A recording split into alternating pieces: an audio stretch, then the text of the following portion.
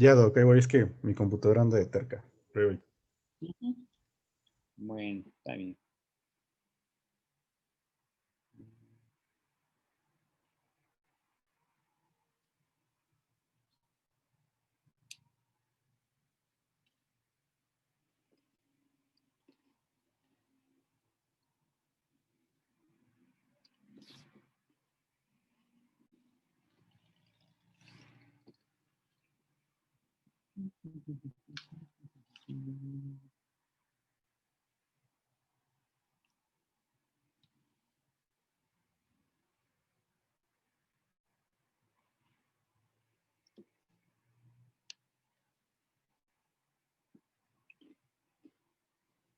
Cuando ya estés listo, ¿eh?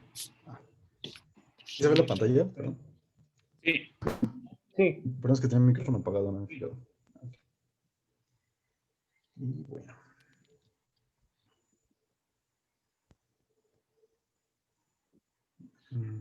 Bueno. Hola, buenas noches.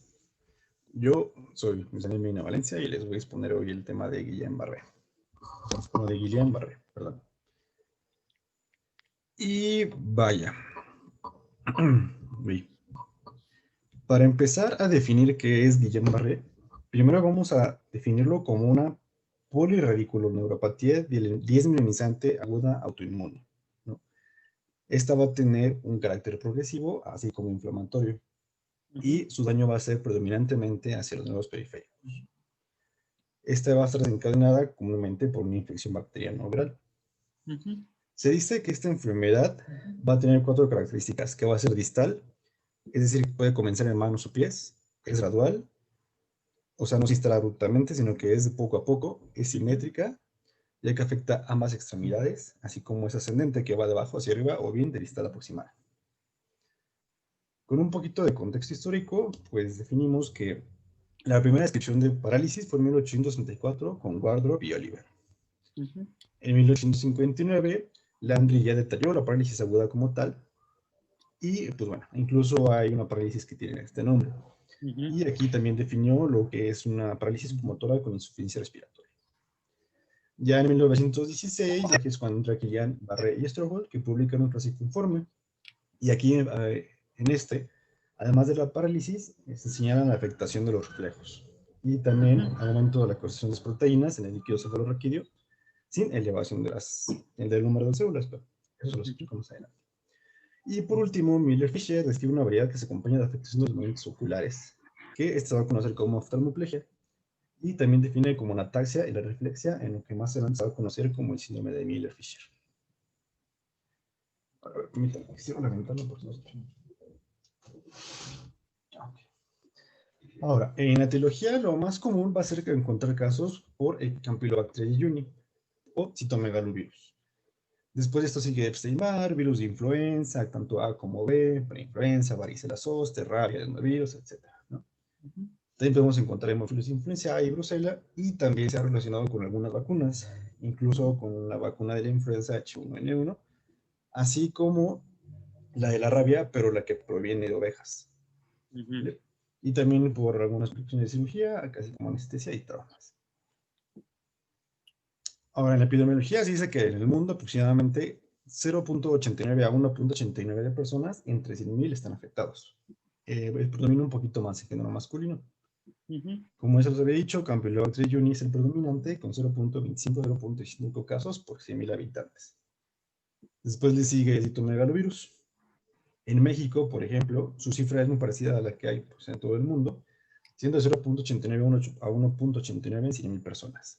Y la mortalidad, esta sí es muy baja, se dice que es de 0.16 entre cada 100.000 por año. Ahora, como eso se ha dicho en el inicio, afecta al sistema nervioso periférico, ¿no? Este es un espectro de cambios patológicos. Aquí va a variar entre la desmielinización intensa, extensa.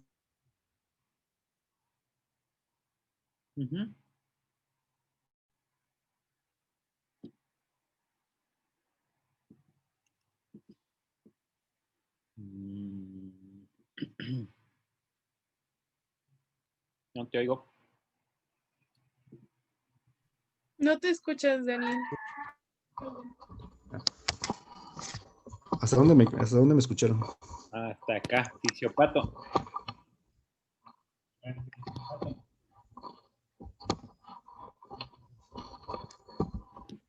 ¿Ya me escucho mejor? Sí. Ok, bueno. Entonces, como decía, pues es un mecanismo autoinmune. Al momento de que, por ejemplo, un paciente presenta un cuadro diarreico o un cuadro respiratorio, podemos hablar de que estamos hablando de Campylobacter jejuni, o citomegalovirus, ¿no? En este caso, una vez de la activación de los epítopes debido a esta bacteriovirus, va a empezar a haber un reclutamiento, ¿no? Como es un mecanismo inmunológico normal.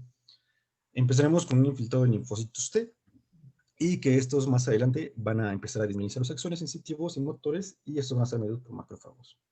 Más adelante en un esquema les explico mucho mejor este mecanismo de historia. Pero bueno, específicamente en lo que compete a esta diapositiva es que estos van a atacar a las células de Schwann, pueden desgarrar las láminas de mielina, pueden dejar a los axones expuestos, y pues entonces muy expuestos al daño por anticuerpos, ¿no? Y bueno, ahora estos anticuerpos que van a estar dirigidos contra el epítope, pueden también activar complemento, como si no fuera suficiente, ¿no? Y pues ese complemento va a activar obviamente la membrana, va a generar daños a la membrana, y va a permitir entonces la entrada de calcio, que va a generar ciertas enzimas que van a degradar las proteínas mielínicas, ¿no? Y bueno, primero me voy a ir con este. Para explicar mejor el mecanismo, como se los dije en algún principio, supongamos que llega Campylobacter jejuni, ¿no? Llega este proceso de presentación. Entonces, el macrófago, así como los linfocitos B a través de su receptor TL4, Quedó en del fisiopato, complejo... como que no se mueve la diapositiva. ¿Cómo, perdón? No se cambia la diapo. Estás en la misma de fisiopatología. Si quieres, manda tus diapositivas y la proyectamos. Sí.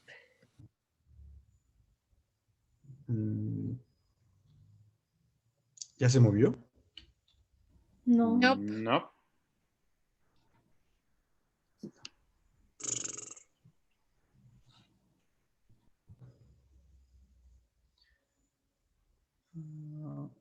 Otra.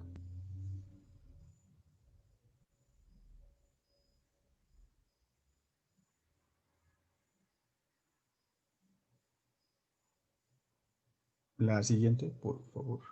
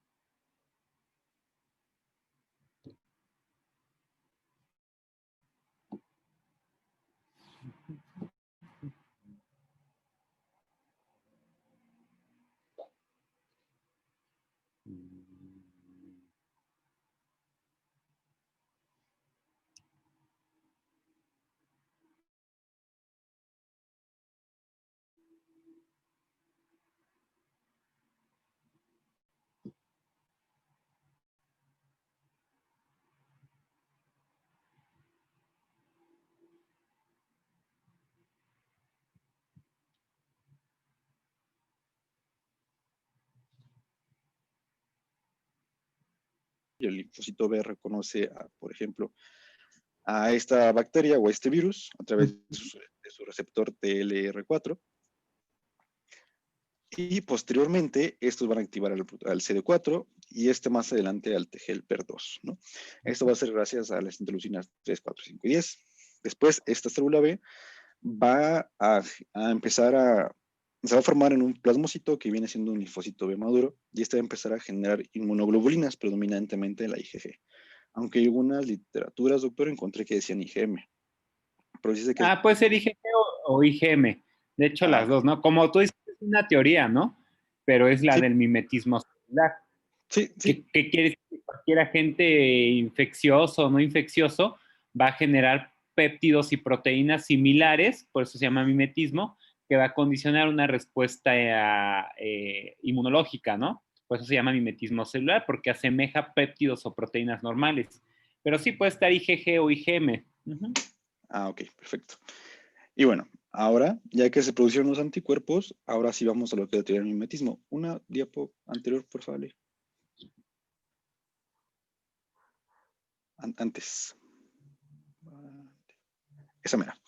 En la que, bueno, aquí en este caso, pues va a haber gangliósidos, o específicamente algo que se le conoce como esfingomielina, perdón. Esta, pues va a estar presente tanto, por ejemplo, en Campylobacter jejuni y también va a estar presente en nódulos de Rambier, ¿no? Y entonces, estos anticuerpos piensan que al momento de que están atacando un nódulo de Rambier, están atacando la bacteria, haciendo que, pues, definitivamente no es así, ¿no? Y esto se le conoce entonces como teoría del mimetismo. Y pues puede estar afectado, puede estar dado, perdón, por anticuerpos tanto IgM como IgG.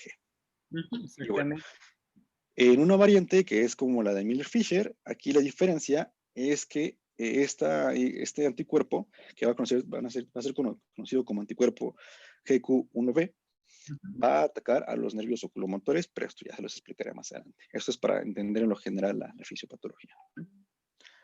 Y la siguiente, por favor.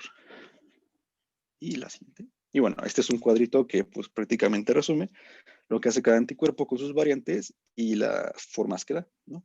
Sí. La siguiente, por favor. Y bueno, su clasificación, porque sí, efectivamente el síndrome de Guillain-Barré tiene clasificación. Encontramos a la polineuropatía sensitivo-motora desmielinizante aguda, que va a ser la más frecuente en países desarrollados, aproximadamente un 90%. Y este va a estar dado por desmielinización mediada por macrófagos infiltrados de linfocitos T. También tenemos otra variante que es neuropatía motora axonal aguda, que esta va a involucrar las terminaciones nerviosas, y aquí va a haber una neuropatía axonal mediada igual por macrófagos. Sin embargo, aquí no va a haber infiltración linfocitaria, como es el caso pasado de la polineuropatía. Y esta neuropatía motora axonal aguda, pues va a estar más asociada a Campylobacter jejuni. La siguiente, por favor. Y bueno, pues aquí les puse un esquema prácticamente para ejemplificar, ¿no? Como podemos ver en la imagen cómo se está pues, dañando esta mielina, ¿no? A través de los anticuerpos. Y cómo los macrófagos también contribuyen a esta lesión. La siguiente, por favor. Y bueno, también tenemos a otra variante que es neuropatía sensitiva motora axonal aguda, en la que aquí va a haber lesión severa de axones sensitivos y motores. Aquí igual tampoco va a haber infiltrado linfocitario y aquí no va a haber desmielinización. Esta en específico se va a caracterizar por un inicio fulminante y va a tener déficits sensitivos bastante marcados.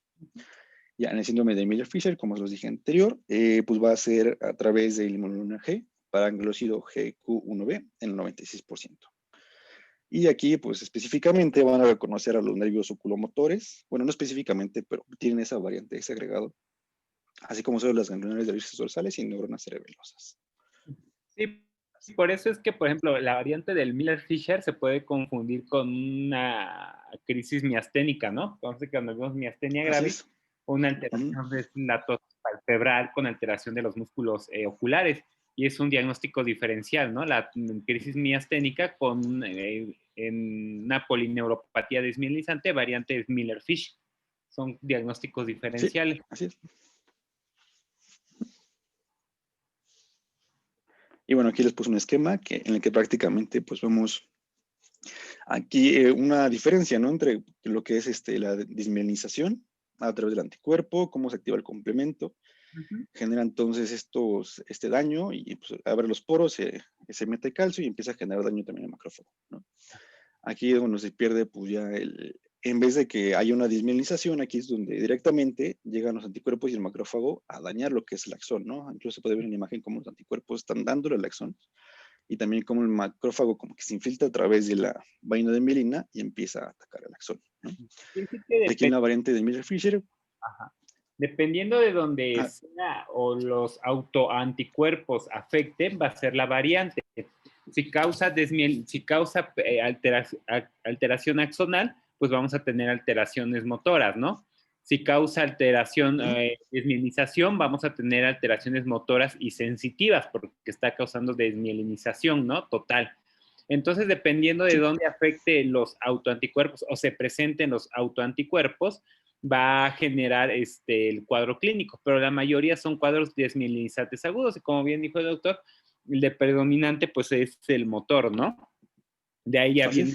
Y el sensitivo, los que debutan o presentan un sensitivo, es más severo y fulminante, es más grave que el motor.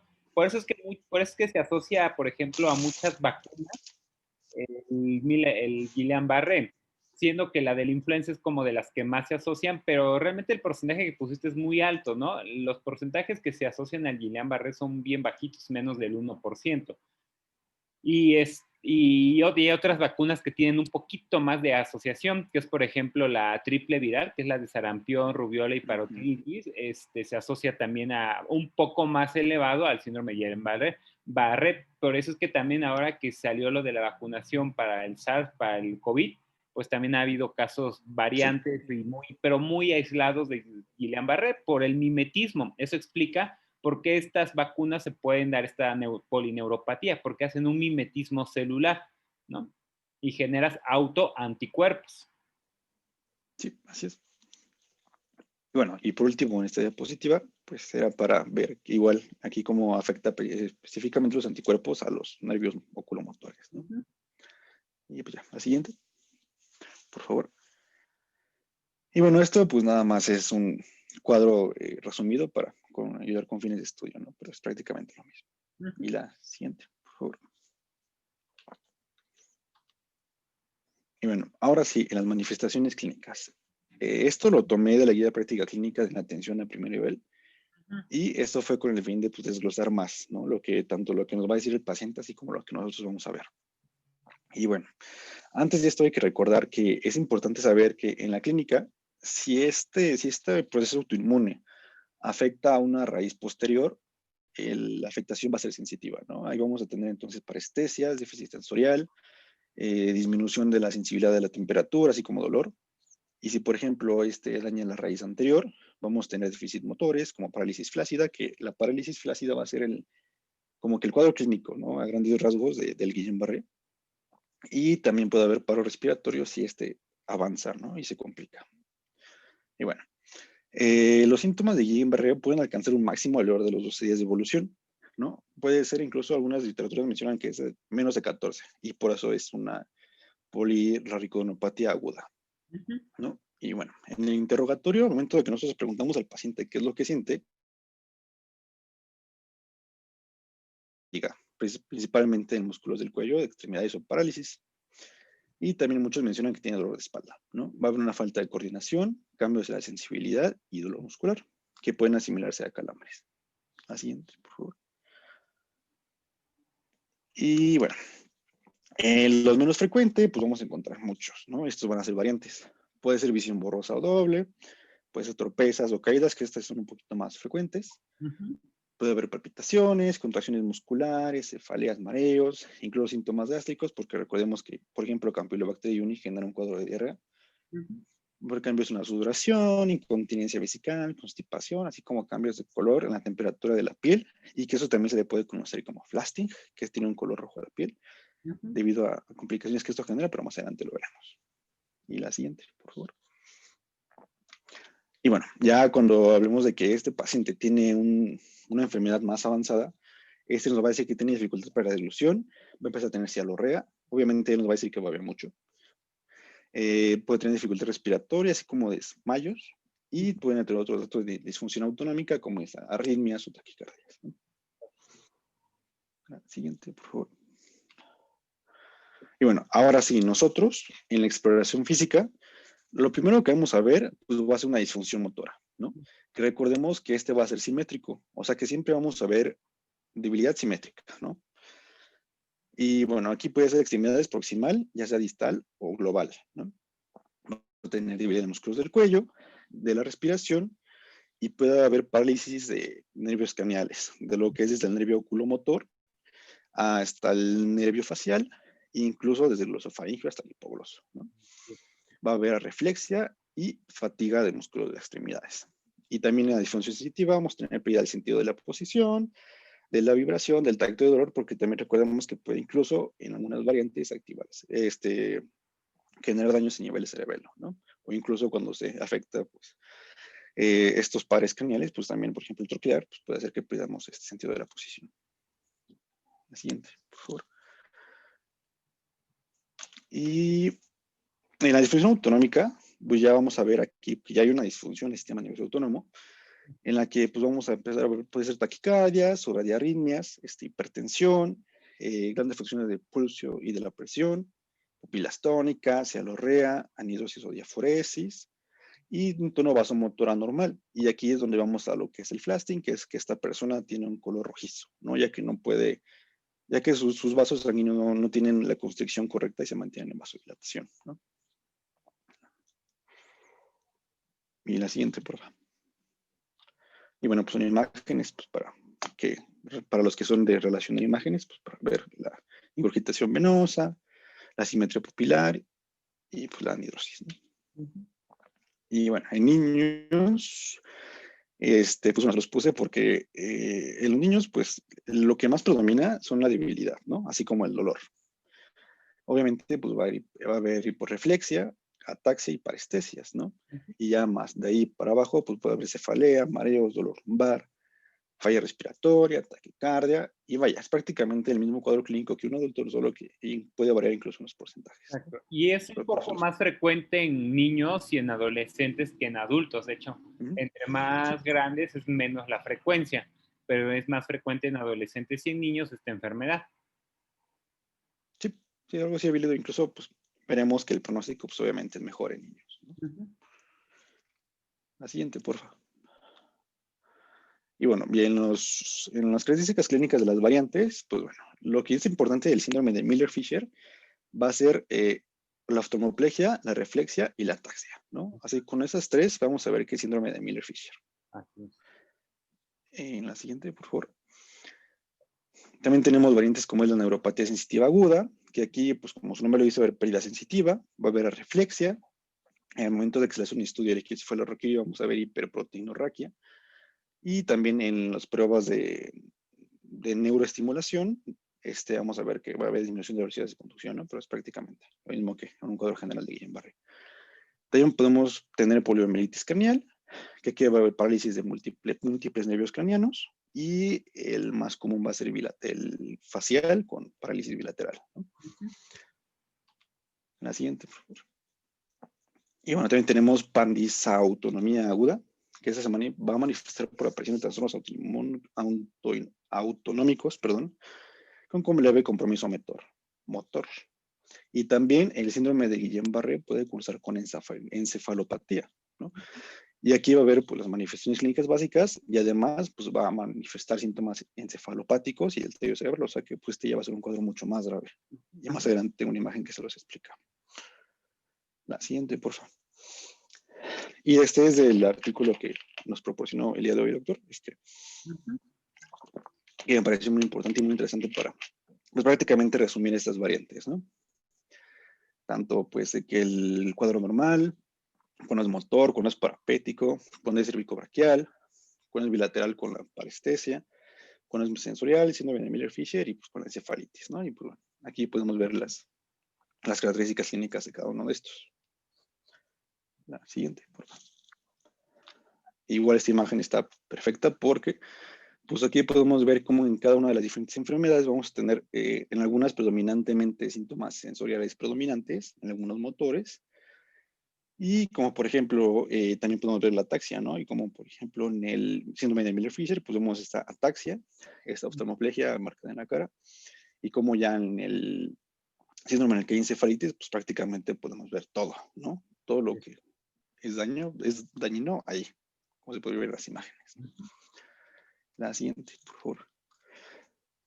Y bueno, en la mayoría de los pacientes, este síndrome va a continuar progresando de 1 a 3 semanas.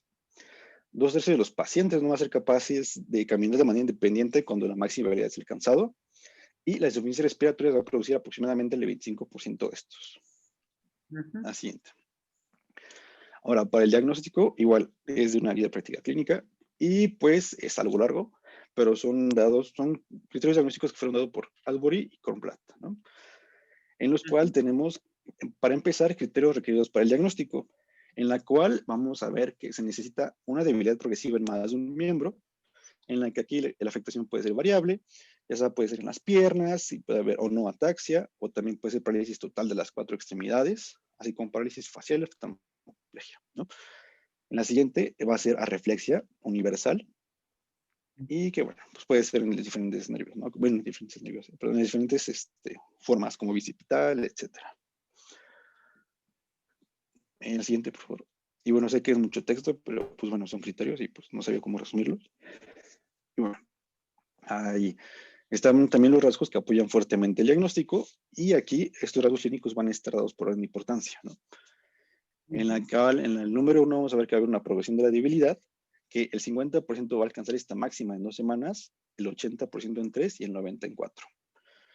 La afectación puede ser relativamente simétrica, pero siempre simétrica, ¿no? Puede haber una pequeña diferencia entre un lado y otro, pero siempre simétrica. Ajá.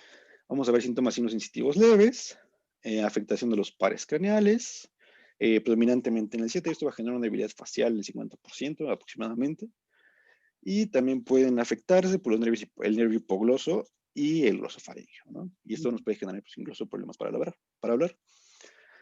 Y bueno, en la recuperación, pues puede comenzar a través después de las 2 a 4 semanas, la mayoría se puede recuperar hasta meses. Y aquí la disfunción autonómica, pues prácticamente nos confirma el diagnóstico.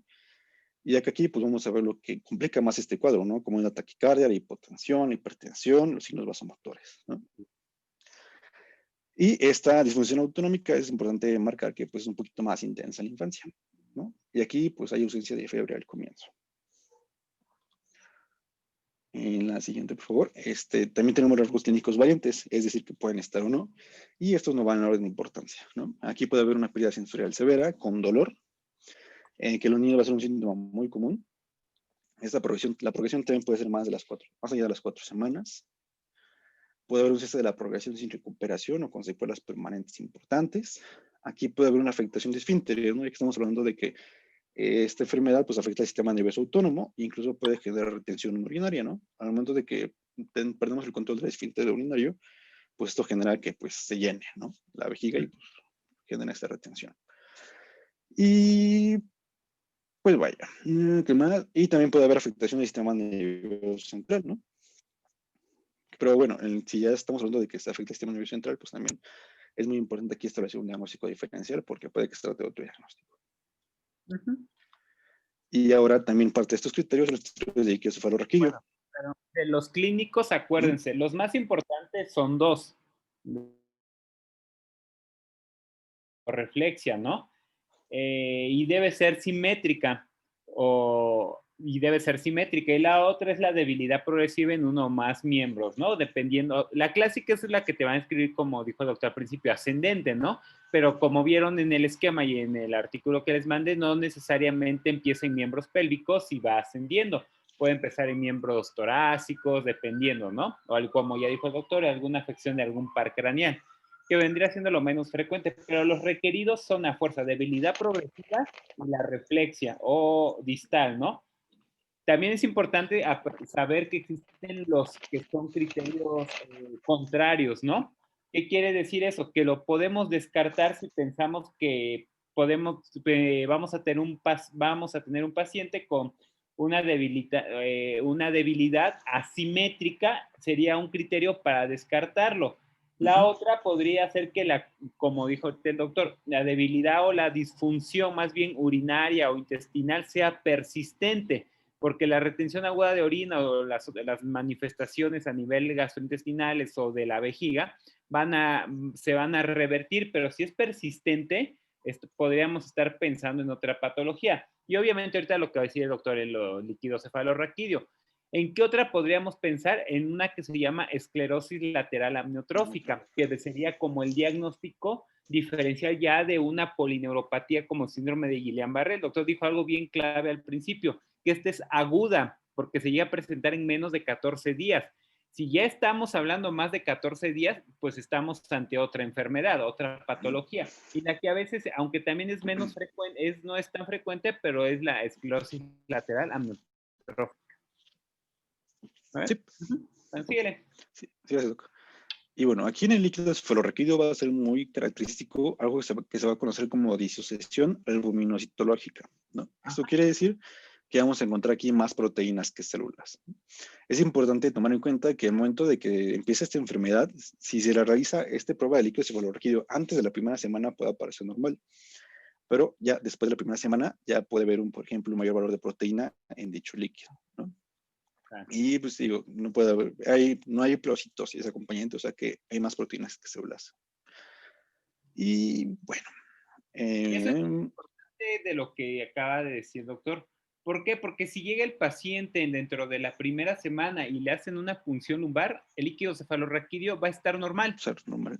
O sea, no sé, si llega y están pensando y empezó hace 3 o 4 días con la parestesia, lo que sea, no le hagan punción lumbar porque no van a encontrar alguna alteración a nivel de las proteínas. Acuérdense que la principal característica en el Guillain-Barré, en el líquido cefalorraquídeo, va a estar asociado a las proteínas y principalmente a la albúmina, ¿no? Como acaba de decir el doctor, la albúmina va a estar incrementada en el síndrome de Guillain-Barré, en el líquido cefalorraquídeo, pero lo vamos a encontrar después de la primera semana de que empezó el primer síntoma, el cuadro clínico.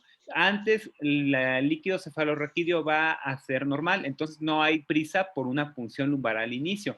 Pero si el paciente ya llega después de los 7 días o de la semana, sí hay que hacerle una punción lumbar, porque ahí ya vamos a encontrar alteraciones en el líquido cefalorraquídeo. Sí, y pues bueno, aquí les puse nada más una imagen para pues ver los valores normales, ¿no? Lo que se esperaría encontrar en una prueba de líquido cefalorraquídeo normal, sana, ¿no? Para poder después compararlos con el aumento de proteínas. Y bueno, y ya como lo había dicho el doctor, también en estos libros de Esbury va a haber rasgos que van a ser el diagnóstico dudoso, ¿no? Como la simetría marcada, la disfunción vesical que se mantiene, y también va a ser muy raro encontrar más de 50 leucocitos mononucleares en el líquido cefalorraquídeo, y así como la presencia de leucocitos polinucleares, ¿no? Ya que esto nos va a decir que es otro tipo de enfermedad. Así como es muy... ¿no? Así es. Así es como muy raro encontrar un nivel sensitivo nítido agudo, o sea, que el paciente tenga problemas motores, pero sensitivos no. O sea, es como que, ok, esto puede que no sea Guillain-Barré. Si tiene un nivel sensitivo, quiere decir que tiene pérdida en algún, por ejemplo, dermatoma. Pero si el dermatoma es muy localizado, así específico, delimitado, que el paciente lo localice, no es Guillain-Barré, puede ser otra cosa, ¿no? Y eso es algo también como clave que nos sirve para hacer un diagnóstico diferencial. Sí. Y bueno, también estos mismos criterios, los riesgos que descartan en diagnóstico, pues bueno, ya va a ser intoxicación por hexacarbonados, pacientes que consumen algún tipo de drogas inhaladas, como por ejemplo, pues, una mona, ¿no? Porfiria aguda intermitente, difteria, neuropatía por plomo, poliomielitis, botulismo, etcétera, ¿no? Y también, pues, otro rasgo que va a descartar el diagnóstico, pues, el síndrome sensitivo aislado, y también que la progresión de la afectación dure más de 2 semanas, pues ya no estará hablando de una poliradiculoneuropatía crónica, ¿no? Inflamatoria, que igual ya ha estado por otra causa. Y en el diagnóstico neurofisiológico, pues bueno, aquí vamos a hacer uso, pues, de los potenciales evocados y de la electromiografía, ¿no? Que pues va a estar a través de electrodos cutáneos a una intensidad supramáxima y en un aparato se van a ir registrando todos estos potenciales del músculo, sus latencias, su longitud, y pues se van a ir registrando, y entonces este tipo de estudio nos va a decir en dónde se encuentra la afectación y qué tan grave es esta afectación, ¿no? Y para eso hay criterios también de desmielinización que fueron dados por Delon y Coase, ¿no? Los cuales dicen que para dar un diagnóstico de Guillain-Barré a través de un diagnóstico neurofisiológico, se requiere de que al menos 4 de los siguientes criterios se encuentren en 3 nervios, y de los cuales tienen que ser 2 motores y 1 sensitivo, ¿no? Y de estos 4 criterios, el primero es que hay una reducción de la velocidad de conducción motora, ¿ok? Y pues bueno, la verdad quise entender como que este estudio, pero se me complicó un poquito, así que bueno, no sé si quiera que... Mira, de la electromiografía, sí los criterios nos hablan que podemos presentar estas 3, por lo menos 3 de 4, ¿no? Lo principal, así como bien clásico que siempre vamos a encontrar, es ausencia de ondas F. No hay ondas F. ¿Qué quiere decir esto? Para no meternos en tanto rollo de la electromiografía, las ondas F es como un electrocardiograma igualito que tiene ondas. pero aquí las ondas F nos va a hablar de conducción motora. Entonces el paciente va a tener ausencias de onda F y la latencia distal, que se refiere mucho a la amplitud, va a estar alterada, ¿no? O la latencia, y la otra que pueden encontrar es que la latencia también esté aumentada. Pero lo principal es ausencia de ondas F, esa es como bien clásica, ¿no? Ausencia de onda F sí. En una electromiografía, y es como muy clásica para, así como para algún examen, obviamente que no les voy a preguntar eso, pero sí la ausencia de ondas F es muy característico en la electromiografía, ¿vale? Sí. Y la siguiente, por favor. Y bueno, siguiendo con los criterios, pues tiene que haber un bloqueo parcial, una dispersión temporal, y algo que mencionó el doctor, precisamente lo de las latencias, ¿no? Y la siguiente, por favor.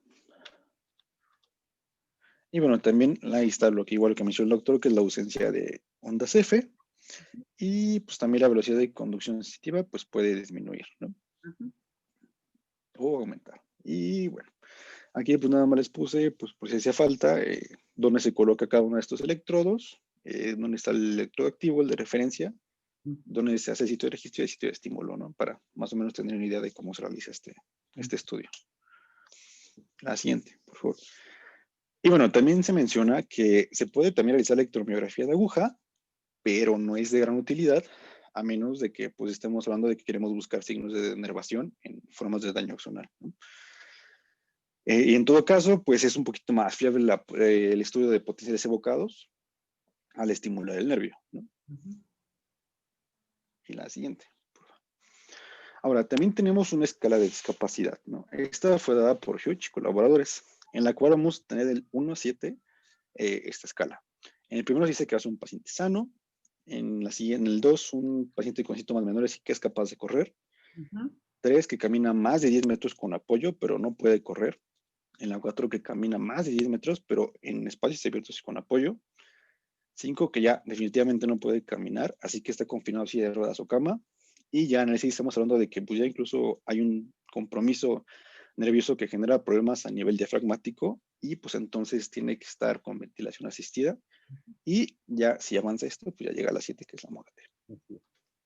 Entonces, desde el 5 es de peor pronóstico, ¿no? Ya desde el 5 sabemos que el pronóstico es malo para la vida y para la función. Y el 6 es aquel que ya merita intubación o asistencia mecánica ventilatoria. ¿Cómo lo vamos a determinar? Una puede ser por clínica. Si ya tenemos una alteración en los pares craneales inferiores, como por ejemplo el 10º, el 11º o el 9º, un paro respiratorio, pues entonces a ellos se intuban de forma temprana antes de todo, ¿no? Para prevenir el paro respiratorio. Así es. Y también seguimos con otro que es el criterio de Bridgestone, que se dice en la literatura que estos fueron sustituyendo un poco a los de Aylesbury, ya que los de Aylesbury eran un poquito menos útiles para la práctica clínica y estos eran un poquito más útiles, ¿no? Y estos criterios pues van a clasificar en 4 niveles de certeza diagnóstica en función de las características del paciente, ¿no? Y la disponibilidad de que se tengan información del mismo. Y pues en estos niveles de certeza vamos a ver que del 1 al 4, pues obviamente va a ser la puntuación mayor o menor, si hay una debilidad flácida, simétrica, en los reflejos tendinosos disminuidos o ausentes, el curso monofásico y la aparición del nadir, la celularidad en líquido cefalorraquídeo, la concentración de proteínas, los estudios de conducción nerviosa y la ausencia de un diagnóstico alternativo. Que los de Brinton son como un resumen de los de Asbury, ¿no? Sí, prácticamente. Aquí, como pueden ver, los únicos que tienen nivel de certeza así completo, es decir, cruces completas, son los dos primeros, que es la debilidad flácida simétrica y los reflejos tendinosos disminuidos, que son los mismos que dentro de los criterios necesarios para el diagnóstico de Guillain-Barré de los de Asbury que mencionó el doctor, son los mismos, si se dan cuenta, son los mismos. Ya de ahí son otros, como el resumen de del líquido cefalorraquídeo, de la electromiografía y de lo que es todo lo opuesto al síndrome de Guillain-Barré, ¿no? Pero si se dan cuenta, son los principales. Sí, como lo vimos sin tanto choro. Y también tenemos una escala de pronóstico, que es el índice Erasmus, y que pues nos va a predecir la probabilidad de la insuficiencia respiratoria que se manifieste, ¿no? Y pues estos van a utilizar el número de días entre el inicio de la debilidad y la admisión hospitalaria, así como van a evaluar la existencia o ausencia de debilidad facial o vulvar, así como la gravedad de debilidad de las extremidades, ¿no? Y conforme más se presente esto, pues va a haber una mayor puntuación, y entre mayor puntuación, pues vamos a decir que pues este paciente va a requerir una ventilación mecánica, ¿no? Así es. En resumen. Y bueno, y esto les puse, hay muchos diagnósticos diferenciales. El Guillain-Barré es una enfermedad que se presta para muchos diagnósticos diferenciales, y entre los que podemos encontrar trastornos musculares y metabólicos, así como polineuropatías, enfermedades de la motoneurona y trastornos de la transmisión neuromuscular. Así que sí, es importante, siempre que llegue un paciente con polineuropatía, antes de pensar, bueno, sí, piensen o tengan en la mente algún problema neurológico, ¿no? De este tipo. Pero antes descarten trastornos electrolíticos, principalmente el potasio. Acuérdense que hay una parálisis flácida hipocalémica. Entonces, a veces quieren hacerle punción lumbar y todo al paciente, cuando a lo mejor tiene potasio de 1 o de 2, y por eso el paciente tiene neuropatía aguda, porque obviamente por una parálisis hipocalémica es algo agudo. Entonces es bien importante este interrogatorio, pero primero descarten alteraciones a nivel de los electrolitos. Si el potasio, el calcio están bien, pues ya podemos ir descartando otras patologías, ¿no? Pero primero sí, a fuerza, vean primero cómo está el potasio y el calcio, porque eso ya, de ahí descartamos ya muchas otras cosas. Ok, sí, gracias, doctor. Y bueno, el tratamiento, obviamente, pues si el paciente llega complicado, se tiene que, obviamente, meter a unidad de cuidados intensivos, en la cual se va a requerir, obviamente, una cierta vigilancia, así como cuidado de sostén, ¿no? Entre esos, pues si el paciente requiere pues, un apoyo ventilatorio, se le tiene que dar, ¿no? Obviamente, valorando la capacidad vital, el volumen total, igual apoyándose con una gasometría y evolución radiológica si es necesario. Y pues bueno, como ya les mencioné, el soporte ventilatorio puede aproximadamente entre el 20 a 30% de los pacientes requerirlo, ¿no? Y esto ya es por compromiso diafragmático. También puede haber un manejo de la disautonomía, ¿no? Aunque yo leí, bueno, decía en una literatura que se tiene que evitar que se desencadenen reflejos autonómicos como la succión e intubación. Eso me imagino que es antes de que si un paciente no requiere una intubación, evitársela, ¿no? Reflejos de alteraciones o disautonomías, principalmente la más grave pues son las arritmias cardíacas. Hay que tener mucho cuidado, ¿no? Porque ensombrece el pronóstico. Entonces es bien importante, si se puede intubar y vemos que tiene una escala de Erasmus con criterios para intubarse, o vemos que ya está alterado algún par craneal del 10º, como ya comentamos al inicio, pues mejor se intuba de forma prematura y no estar pensando en otras cosas, ¿no? Okay. Y bueno, también decía que se puede ocupar el propanolol para controlar la hiperactividad simpática, ¿no? Parasimpática. En el manejo del dolor, la GPC dice que se ocupa paracetamol de dosis que van de 10 a 15 miligramos sobre kilogramo por día, y también se pueden ocupar AINES. Pero bien, también vienen como segundas o terceras opciones la gabapentina y la carbamazepina, ¿no? Para controlar precisamente estos dolores. Y bueno, es muy importante, obviamente, como en todo, pues mantener un aporte hídrico electrolítico normal, los nutrientes adecuados, y pues si el paciente ya no puede deglutir, pues hay que ocupar una vía parenteral, ¿no? Sí, por eso en el caso de que...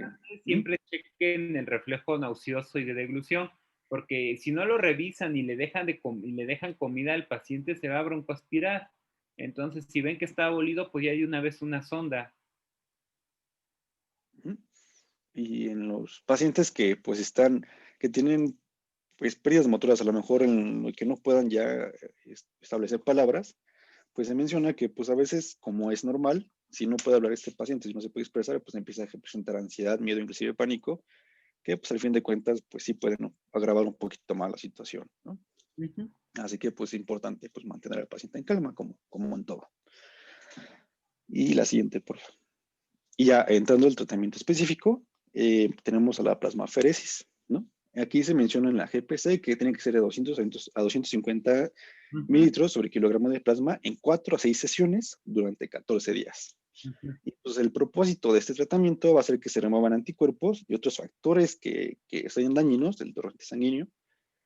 Y pues se menciona que va a tener un efecto mayor si se administra dentro de los 7 primeros días de signos y síntomas. Sin embargo, es un problema porque como vimos incluso en los criterios de líquido cefalorraquídeo, pues se requiere de que sea más de una semana para diagnosticarlo a través de este medio, ¿no? Así que por eso el Guillain-Barré, pues a veces genera un reto, por lo que yo leí en tanto al tratamiento, porque se tiene que realizar el tratamiento lo antes posible, pero pues a veces no es tan posible diagnosticarlo antes de los primeros 7 días, ¿no? Pero bueno, aún así la plasmaferesis sigue siendo efectiva incluso en pacientes que tienen evoluciones de mayor a 30 días. Y también tenemos a la inmunoglobulina G humana. Tratamiento, uno de ellos es la plasmaféresis. La plasmaféresis es como un tipo de hemodiálisis, por decirlo de esa forma. Es complejo porque no en todos los lugares, en todos los hospitales se puede hacer plasmaféresis, porque necesitas la máquina, uno, necesitas donadores que te estén donando mucha albúmina, y es muy cara la albúmina. Dos, necesitas necesita dispositivo, accesos venosos, accesos vasculares especiales, un catéter de Majurca de un amplio volumen. Y si es cara, una sesión de plasmaféresis, pues sí está rondando entre los 30 a 40 mil pesos aproximadamente, una sola sesión. Entonces, y también depende de la dosis. Es lo malo, no en todos los hospitales hay plasmaféresis y en los que hay, pues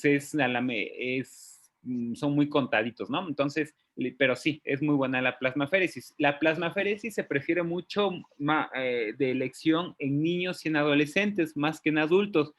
Les va muy bien, pero se prefiere más en niños y en adolescentes que en adultos, ¿no? Y el otro es el que va a mencionar ahorita el doctor. Sí, y en otro está la inmunoglobulina G humana, que esto va a ser intravenosa, y se van a recomendar dosis de 0.4 gramos sobre kilogramo por día durante 5 días. Y también por lo que leí, pues este tratamiento también es muy caro, ¿no? Sí, pero no es tan caro como la plasmaféresis. Como la plasmaféresis. Ahora, si a ti te diera Guillain-Barré, ¿qué prefieres que te hagan? ¿Plasmaféresis o te pusieran inmunoglobulina? Pues la inmunoglobulina. Bueno, las dos son igual de efectivas. No hay ninguna que predomine sobre otra. Las dos. Pero es menos invasiva, ¿no? Las dos son igual de efectivas. No, te digo, no hay ningún predominio de que una sea mejor que otra. Las dos son muy buenas. Y como te das cuenta, las dos hay que practicarla o realizarla los primeros 7 días, de preferencia, los primeros 7 días de haber empezado el cuadro, ¿no? Entonces, las dos tienen ese conflicto del tiempo. Entre más temprano empieces el cuadro, mejor le va a ir a tu paciente. Tengan un paciente con Guillain-Barré, tengan ahí pegadita su tabla o su clasificación de Hughes para ver en qué clase está. No lo vamos a esperar a que tenga un 5, un 4, un 5 y un 6 para aplicarle esto. Se recomienda ya desde el 3 para evitar el progreso a la gravedad, ¿no? Pero las dos son igual de buenas. Si alguien un día les pregunta cuál es mejor, las dos son igual de efectivas, ¿no? Sí. Sí, obviamente pues, es importante decir que pues no se juntan, ¿no? O sea, que aunque las juntemos no generan mayor efecto benéfico. Así es. Y bueno, también se pueden, ya hablando de, ya que ese tratamiento vaya, bueno, según cómo vaya evolucionando la enfermedad, también se pueden se pueden considerar diferentes tratamientos, ¿no?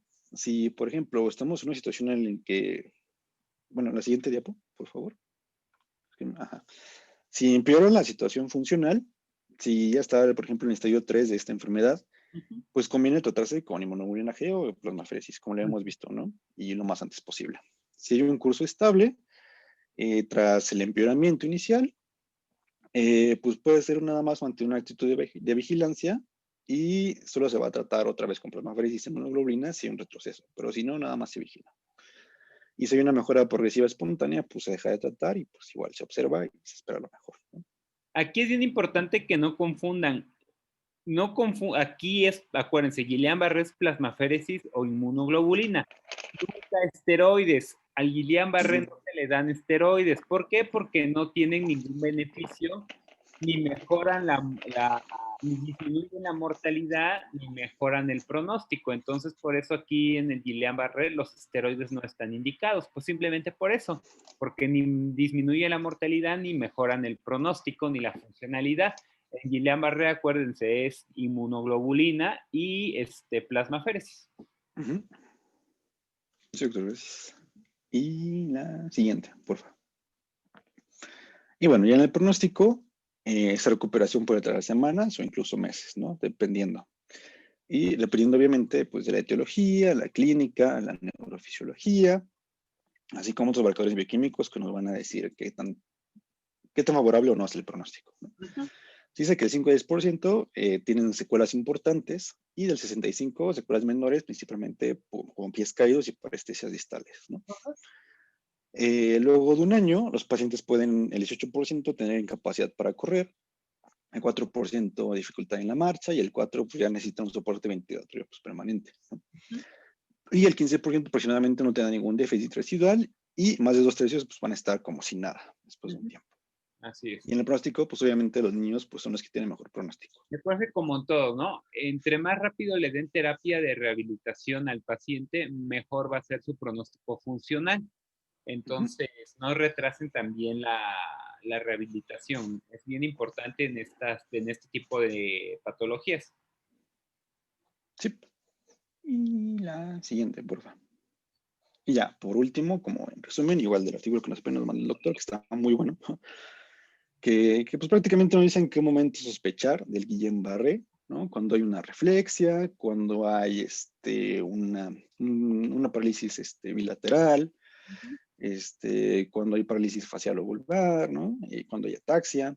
¿Y cómo se diagnostica? Pues con los diferentes criterios, con los test de laboratorio, con líquido cefalorraquídeo, ¿no? Con los estudios electrofisiológicos. Pues bueno, prácticamente viene todo lo que ya vimos, resumido y contextualizado a todo lo que se tiene que hacer desde el diagnóstico hasta la rehabilitación. Así que me pareció bueno meterlo aquí también. Sí, está bien ese que tenganlo presente porque es como 10 pasos para hacer el diagnóstico. Dicen, ese es bien fácil. No, es difícil, porque entre más temprano llegue el paciente, mejor le va a ir dependiendo a su pronóstico. No retrasen el manejo ni el diagnóstico, nunca digan, y tampoco, no porque, pues si llegó a los 5 días y le hago punción lumbar va a salir normal, me voy a esperar 2 días. No, porque en ese caso podrían pedir una electromiografía o unos potenciales, ¿no? O sea, no es necesario, no es así como necesario tener la punción lumbar. Lo que sí sería bueno hacerla para hacer diagnóstico diferencial, a lo mejor una neuroinfección, hemorragia u otro tipo de cosas, ¿no? Entonces sí sería hacerla entre los primeros 7 días, pero simplemente para descartar o si tenemos duda y que estamos pensando en otra patología. Acuérdense, como dijo el doctor, la fiebre también es bien importante, ¿no? Que entra dentro de los criterios, porque también pueden presentar fiebre. Y acuérdense que la neuroinfección también da fiebre, ¿no? Entonces, podría ser un diagnóstico diferencial, sí, hacerle la punción lumbar, pero no es tan drástico si ya lo tienen confirmado y tienen a la mano una electromiografía. Si la tienen, pues no esperen a la punción lumbar y empiecen tratamiento. Y ya es todo. Ajá, estuvo muy bien tu clase, doctor. Gracias, doctor. Bueno, ¿dudas, preguntas en lo que ponen la que sigue, por favor?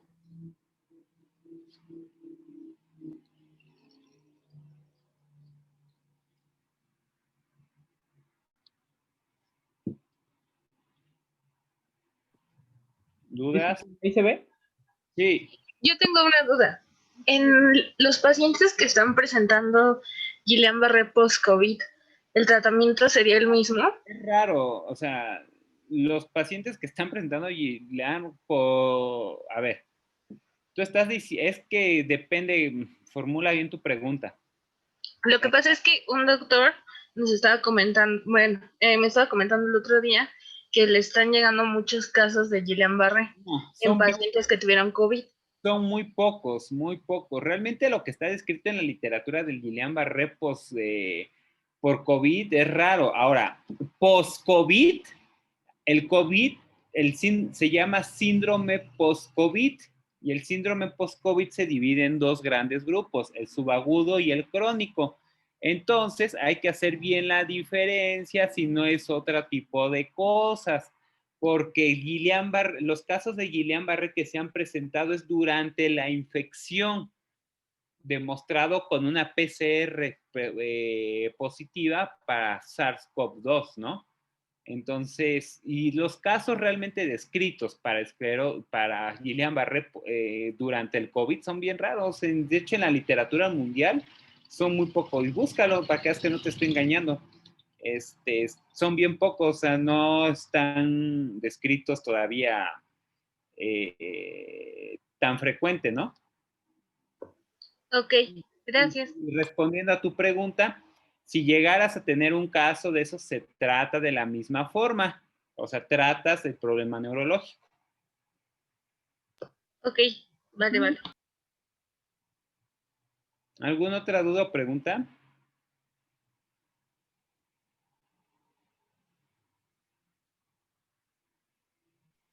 No, Doc. ¿No? Bueno, entonces empecemos con la siguiente clase, por favor. Sí, bueno, pues buenas noches, compañeros, doctor. Vamos a hablar de lo que es la esclerosis múltiple. Yo soy Pérez Plasencia Francisco Gilberto. Y bueno, la esclerosis múltiple es una enfermedad, pues, común en el área de neurología. Decía el artículo que 20% de las consultas son debido a esclerosis múltiple. Okay. Ajá. ¿Que ya cambió? Sí. Sí, ¿verdad? Bueno, podemos definir a esta enfermedad como una enfermedad crónica, no tiene cura. Esta es inflamatoria, desmielinizante y autoinmune, y es la más común del sistema nervioso central. Esta va a dañar los axones que están mielinizados, entonces va a generar un proceso desmielinizante que va a concluir en una discapacidad para el paciente que presente esta enfermedad, siendo la primer causa no traumática de discapacidad en adultos jóvenes. Ok, a esta lámina, más adelante la pongo de nuevo, pero en vez de clasificación se llamaría definición. Es importante que entiendan desde ahorita que va a haber, por así decirlo, dos grandes tipos de esclerosis múltiple, la remitente recurrente y la progresiva. La remitente recurrente va a ser la forma más común en el 85-90% de los pacientes, mientras que la progresiva solamente es del 10 al 15%. La remitente recurrente se va a caracterizar por las recaídas que también se pueden llamar brotes o y estas recaídas o brotes vamos a definirlos como episodios de disfunción neurológica.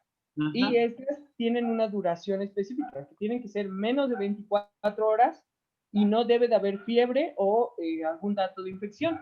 Así es. Y estas se preceden por estabilidad clínica.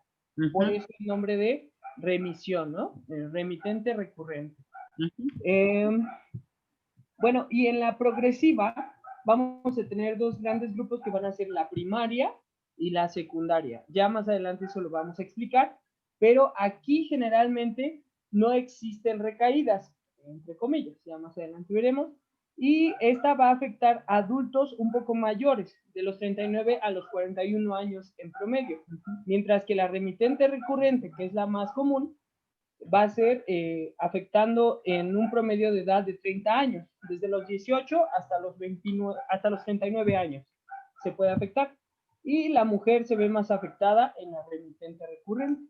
En la progresiva no hay relación con el sexo, es lo que había encontrado.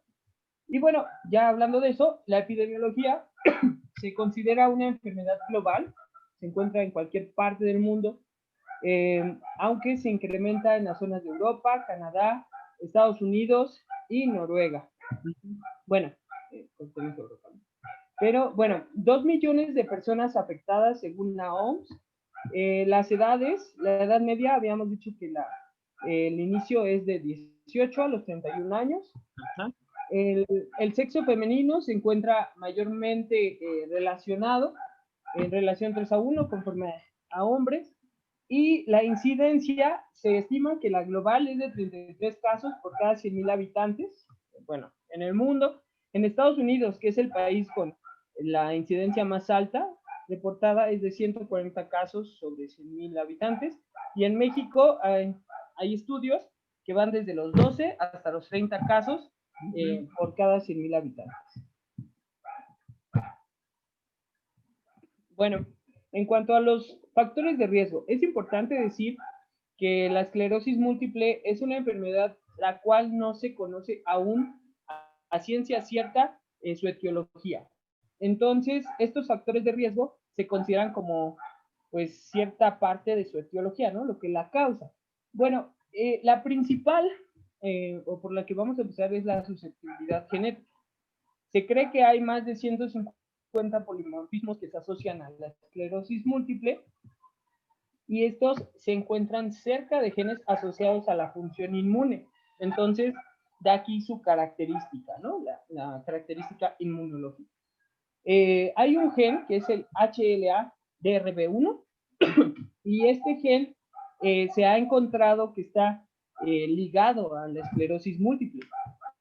¿Qué serían? Los locus, los 4, 7 y 9, cuando se encuentran en la persona, estos tienen un efecto protector para la esclerosis múltiple, ¿no?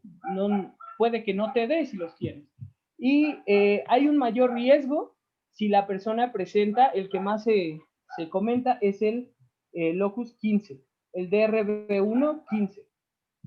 Y bueno, también se comenta en un artículo que el gen TNFS, que les pongo, que les estoy señalando, se ha encontrado en una isla italiana, y se ha visto que todas las personas de esa isla tienen ese gen, y por lo mismo la mayoría de las personas tienen la enfermedad. Okay. Bueno, dentro de los factores de riesgo y los predominantes, antes se decía que, bueno, la esclerosis múltiple era la enfermedad de los vikingos, ¿no? O sea, hombres blancos, pelirrojos, y de localidades o de lugares donde no hay mucho sol, ¿no? Ese es un factor se decía un factor de riesgo. Por eso antes decían que era muy predominante en países europeos que están más hacia el norte, ¿no? Aquí en México hay muchos, sí hay varios, sí hay una importante población de personas con esclerosis múltiple, pero ustedes me dicen, ¿cómo? Pero si aquí ni son rubios y aquí abunda el sol, ¿no? ¿Por qué? Porque acuérdense que cierta población llegó a, por ejemplo, lo que viene siendo Tabasco y todo Veracruz, a esos lugares provenientes de esos países. Entonces, esos países se ha asociado a estos tipos de genes el incremento o más que nada el desarrollo de esclerosis múltiple, ¿no? Pero sí es bien común que se asociaba antes a este tipo de nacionalidades europeas, y obviamente al no estar expuestos o al tener menos exposición a los rayos solares, incrementa el riesgo o no el riesgo, sino más bien incrementa, ¿cómo les puedo decir? La incidencia en una población general de que puedan llegar a tener esclerosis múltiple, ¿vale? Sí. Bueno, y esto que dice el doctor se relaciona con los factores geográficos, que se cree que la latitud, los países con mayor latitud, pues son aquellos que tienen mayor incidencia, ya los decía el doctor, y esto se cree que está relacionado a la producción de vitamina D, y bueno, es por eso que estos países se ven afectados, ¿no? Y la migración es un tema también importante, porque ponían el ejemplo de una persona que era de un país, por decir de México, ¿no? Que no tenemos tanta carga genética, pero vamos a vivir y llevamos a nuestro hijo de 1 año y lo llevamos a vivir a un país, no sé, Noruega, y en ese momento él ya se expone al momento de vivir toda su vida allá por los factores ambientales, ¿no? Y ahorita, esta por baja ejemplo, exposición. los niveles bajos de vitamina D en cualquier persona incrementa el riesgo, ¿no? De padecer estas enfermedades. Obviamente que tengas también el antecedente genético te incrementa el riesgo. Es por eso que ahorita la vitamina D está tomando mucha importancia hasta en COVID, ¿no? Pues se ha asociado que los niveles bajos en personas con vitamina D si te da COVID, te incrementa el riesgo de complicaciones. Y si tienes niveles normales de vitamina D y te da COVID, disminuye el riesgo de que tu enfermedad vaya a desarrollarse aún más grave. Es por eso que los pacientes con esclerosis múltiple tienen una predisposición un poquito más alta de que si se enferman de COVID, tengan peor pronóstico, ¿no? Y es por la vitamina D, porque niveles bajos sí se asocia mucho a esta enfermedad. Ok, bueno. En cuanto a infecciones virales, que también es otro factor, el que creo yo que nos tenemos que aprender o recordar es el virus Epstein-Barr, que salga positivo, ¿no? Que una persona lo tenga positivo o que ya haya tenido la mononucleosis infecciosa. Esto va a duplicar el riesgo. Se cree que el 95% de los pacientes dan positivo, pacientes con esclerosis múltiple. Y se presume un efecto protector por parte del citomegalovirus. Ahora, otros factores que se mencionan son el tabaquismo, la obesidad en la infancia o adolescencia, y la relación con el mes de nacimiento, aunque este sí me pareció un poco raro. Se cree que los meses de mayo, junio, son los meses que más predisponen a la persona. Pero bueno, y el tabaquismo, algunos autores relacionan esto con que las mujeres hayan elevado tanta la incidencia. Se dice que a partir de la Segunda Guerra Mundial, las mujeres empezaron a fumar muchísimo más y pues creen que esto es factor de riesgo para que la mujer pues actualmente presente más casos de esclerosis múltiple que no. Y bueno, aquí nada más una tablita con los números aquí diciendo cuáles son los factores de riesgo más altos, ¿no? Ajá.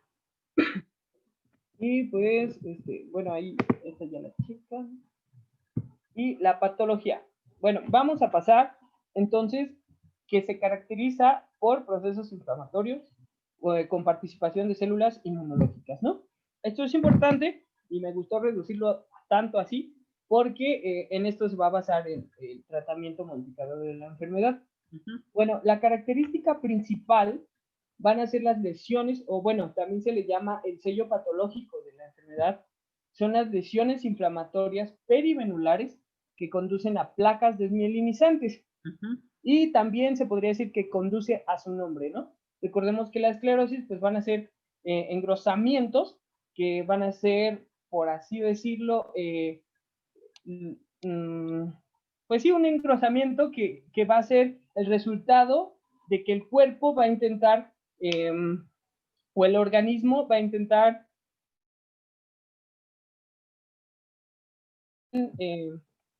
los perivenulares.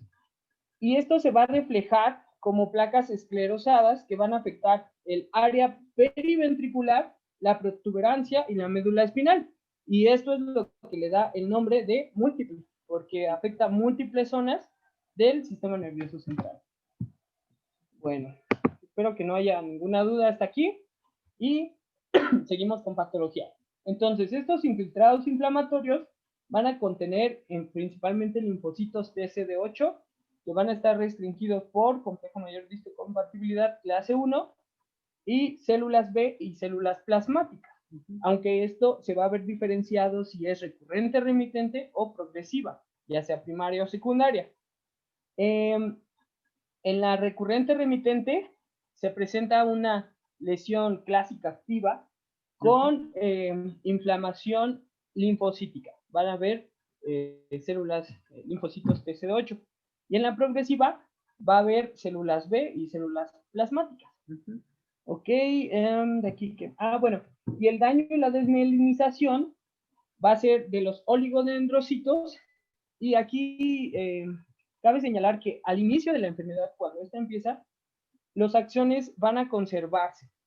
pero posteriormente estos axones se van a ir dañando de forma irreversible, lo que nos lleva a la historia natural de esta enfermedad. Aquí me gustó este cuadro, lo saqué la verdad de un video de una clase que estaban dando y me gustó cómo lo explicaron con esto. Entonces, tenemos una fase preclínica, ¿no? Donde la persona vive normalmente, pensemos en una persona de, no sé, 25 años, vive su vida normal, pero él ya tiene aquí esto que le podríamos llamar una lesión aislada. Estos son imágenes de resonancia. Ajá. Entonces, pues él, aunque no tiene síntomas, ya tiene una lesión. Esto, con el paso del tiempo, nos va a llevar a una fase monosintomática, o que nos puede ya generar un episodio, una recaída o un brote. ¿Ok? Y los brotes están representados aquí, en las acotaciones acá. Dice que son los circulitos, ¿no? Entonces, tenemos el evento desmielinizante inicial. Ya más adelante veremos que puede ser una neuritis óptica, una oftalmoplegia internuclear, etc. Bueno, entonces aquí vamos a ver que van a empezar a modificarse ciertas cosas. Por ejemplo, el nivel de discapacidad va a empezar, ¿no? Va a empezar el sujeto a tener algunas discapacidades, la función cognitiva va a empezar a disminuir y también el volumen cerebral va a empezar a verse afectado. Con el paso del tiempo, fíjense aquí en recaídas remisiones, que sería la fase de esclerosis múltiple recurrente remitente. Aquí ya tiene episodios más con un periodo de tiempo menor, ¿no? Entonces son más frecuentes las recaídas. Y aquí ya hay una mayor disfunción cognitiva, al igual que el nivel de discapacidad aumenta. Y pues ya después vemos que la recurrente remitente se va a poder diferenciar en secundariamente progresiva. ¿Por qué? Porque las recaídas ya van a ser cada vez de un periodo más largo de tiempo, ¿no? Va a pasar más tiempo en que tenga otra recaída. ¿Por qué? Por el tratamiento modificador de la enfermedad. Y si ven, pues la enfermedad termina en un nivel de discapacidad pues total y en una disfunción cognitiva también muy grave, al igual que el volumen cerebral y las lesiones van incrementando. Exacto. Bueno. Entonces, la mayoría pues debutan en la recurrente remitente, ¿no? Como bien dijiste, casi el 80-85% de los pacientes con esclerosis múltiple debutan en la recurrente remitente y ya dependiendo de estos pueden evolucionar a la secundariamente progresiva. La diferencia es que la recurrente remitente al inicio no deja alteraciones o deja disfunciones muy leves, ¿no? Imperceptibles, pero conforme vayas teniendo cuadros o debuts de presentaciones es peor el pronóstico. La secundariamente progresiva pues ya no tienes remisión, ¿no? O sea, ya quedas con secuelas muy graves. Y la primariamente progresiva, al ser primariamente progresiva, es la de peor pronóstico, porque el paciente debuta con alteraciones o neurológicas súbitas que no revierten, y es la de peor pronóstico, pero afortunadamente es la de menos frecuencia. La de más frecuencia, acuérdense que es la remitente recurrente, recaída remisión, como la quieran encontrar, pero la mayoría la abrevian RR, ¿no? Que es la más frecuente de todas.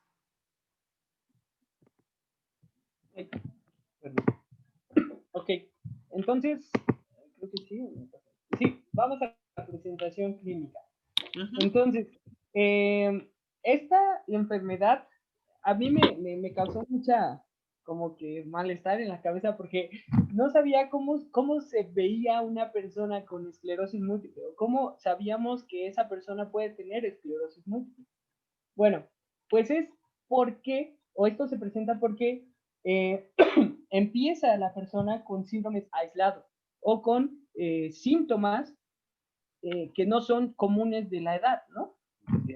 Bueno, los síndromes clínicos aislados son la neuritis óptica, que se va a presentar en un 20% de los pacientes, es la más común, y se dice que casi todas las personas con esclerosis múltiple, remitente recurrente, van a presentar neuritis óptica en alguna recaída. Ajá. Los síndromes de tallo cerebral, como son la oftalmoplegia internuclear, que también es frecuente, y la neuralgia del trigémino, síndrome cerebelar y mielitis transversa son los más comunes. Y pueden, bueno, estos primeros episodios pueden ser mono o polisintomáticos, es decir, solamente tener neuritis óptica o tener oftalmoplegia internuclear, aparte tener dolor en alguna extremidad y fatiga, por ejemplo, ¿no? Ahí sería un polisintomático. Y pueden o no tener recuperación y suceden en ausencia de infección o fiebre. Esto es muy importante recordarlo. Porque pues si hay fiebre o hay infección, pues pensar en otra cosa. Sí. Bueno, neuritis óptica. La neuritis óptica ¿cómo se llama? Así como para que no se les olvide, que dice, si no se mueve, es Guillain-Barré. Si se mueve mucho, es Parkinson. Si no sé lo que es esclerosis múltiple, ¿no? Hablando obviamente de lo neurológico, ¿no?